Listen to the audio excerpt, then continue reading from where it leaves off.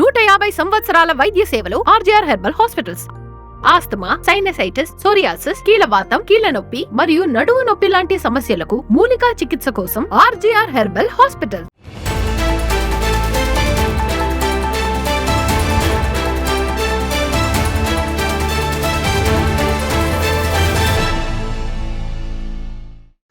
పాకిస్తాన్, ఆఫ్ఘనిస్తాన్ సరిహద్దుల్లో మరోసారి యుద్ధ వాతావరణం నెలకొంది. ఇటీవల కాబూల్ పై పాకిస్తాన్ వైమానిక దాడులకు పాల్పడింది. తెహ్రీకి తాలిబాన్ పాకిస్తాన్ చీఫ్ నూర్ వాలీ మొహ్సద్ ను టార్గెట్ చేస్తూ పాక్ దాడి చేయడంతో అక్టోబర్ 11న ఆఫ్ఘన్ బలగాలు పాకిస్తాన్ పై విరుచుకుపడ్డాయి. దీంతో ఈ రెండు దేశాల మధ్య ఉద్రిక్తతలు చోటు చేసుకున్నాయి. దీంతో సౌదీ అరేబియా, ఖతార్ జోక్యం చేసుకోవడంతో తాత్కాలికంగా ఆగినప్పటికీ మరోసారి కాల్పులు జరగటంతో పరిస్థితులు మళ్లీ భగ్గుమన్నాయి. మరోవైపు ఈ దాడులను పాక్ రక్షణ మంత్రి ఖవాజా భారత్ వైపు నెట్టే ప్రయత్నం చేశారు. భారత్ తరపున తమపై ఆఫ్ఘనిస్తాన్ యుద్ధం చేస్తోందని సంచలన ఆరోపణలు చేశారు.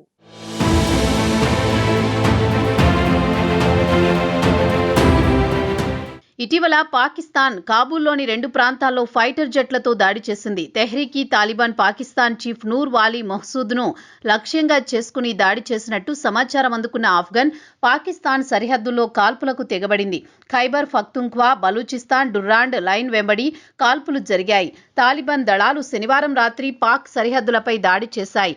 అనంతరం పాక్ బలగాలు ఆఫ్ఘన్ సరిహద్దులు లక్ష్యంగా దాడులకు దిగాయి. ఈ ఘర్షణలో పాక్ సైనికులు చనిపోయారు. అయితే ఇరు దేశాల మధ్య యుద్ధ వాతావరణం నెలకొనడంతో సౌదీ అరేబియా, ఖతార్ రంగంలోకి దిగాయి. ఇరు దేశాలు సంయమనం పాటించాలని కోరడంతో యుద్ధానికి తాత్కాలికంగా బ్రేక్ పడింది. అయితే ఇటీవల ఎలాంటి కవ్వింపు చర్యలు లేకుండానే ఆఫ్ఘన్ సైన్యం తమపై దాడి చేస్తుందని పాకిస్తాన్ సైన్యం ఆరోపిస్తోంది.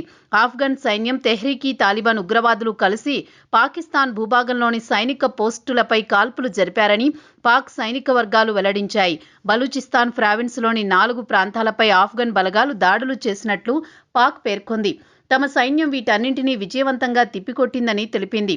గ్రామీణ ప్రాంతాల్లో కూడా ఆఫ్ఘన్ తాలిబాన్, టీటీపీ ఉగ్రవాదులు పౌర నివాసాలపై దాడులకు తెగబడినట్టు వెల్లడించింది.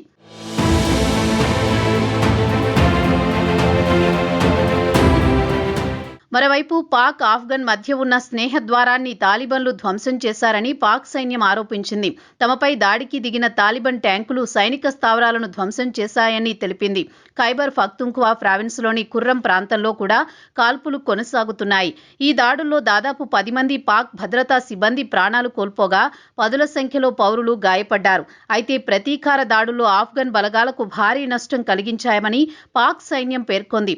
తాలిబాన్ ట్యాంకులు, సైనిక పోస్టులు 8కి పైగా ధ్వంసమయ్యాయని, దాదాపు 40 మంది తాలిబాన్, టీటీపీ ఫైటర్లు ప్రాణాలు కోల్పోయారని తెలిపింది. టీటీపీ శిక్షణా కేంద్రాన్ని కూడా లక్ష్యంగా చేసుకుని పేల్చివేశామని తెలిపింది. ప్రస్తుతానికి సరిహద్దు ప్రాంతాలను హై అలర్ట్లో ఉంచినట్టు వెల్లడించింది. తమ భూభాగంపై ఎటువంటి దురాక్రమణ చర్యలు జరిగితే తగిన రీతిలో ప్రతిస్పందిస్తామని పాక్ హెచ్చరించింది. అయితే ఈ ఘర్షణలను ఆఫ్ఘన్ సైన్యం కూడా ధృవీకరించింది. పాక్ సైన్యం కాందహార్ ప్రావిన్స్లోని స్పిన్ బోల్దాక్ ప్రాంతంపై భారీ దాడులు జరిపిందని తాలిబాన్ ప్రతినిధి జబీహుల్లా ముజాహిద్ ఎక్స్ వేదికగా వెల్లడించారు. ఈ ఘర్షణల్లో 12 మంది పౌరులు మృతి చెందగా 100 మందికి పైగా గాయపడ్డారని తెలిపారు.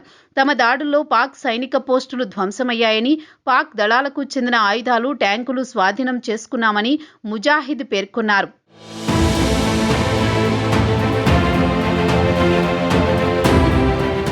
అయితే ఇరు దేశాల మధ్య ఉద్రిక్తతలు నివారించేందుకు మధ్యవర్తిత్వం వహించేందుకు సిద్ధమని జమైత్ ఉలేమా ఈ ఇస్లాం పార్టీ ప్రకటించింది. గతంలో పాక్, ఆఫ్ఘన్ వివాదాలను సద్దుమణగడానికి తాము సహకరించామని, మళ్లీ ఇరుపక్షాలతో చర్చలు జరుపుతున్నట్లు జేయూఐఎఫ్ చీఫ్ మౌలానా ఫజ్లుర్ రెహమాన్ తెలిపారు. ఇదిలా ఉండగా పాక్ రక్షణ మంత్రి ఖవాజా ఆసిఫ్ భారత్పై మరోసారి ఆరోపణలు చేశారు.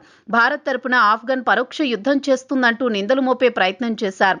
దాడుల నేపథ్యంలో పాక్, ఆఫ్ఘన్ల మధ్య 48 గంటల కాల్పుల విరమణ ఒప్పందం కుదిరింది. దీనిపై కూడా ఆసిఫ్ సందేహం వ్యక్తం చేశారు. నిర్ణయాలు కాబూల్లో కాకుండా న్యూఢిల్లీలో తీసుకుంటున్నారని ఆయన ఆరోపించారు.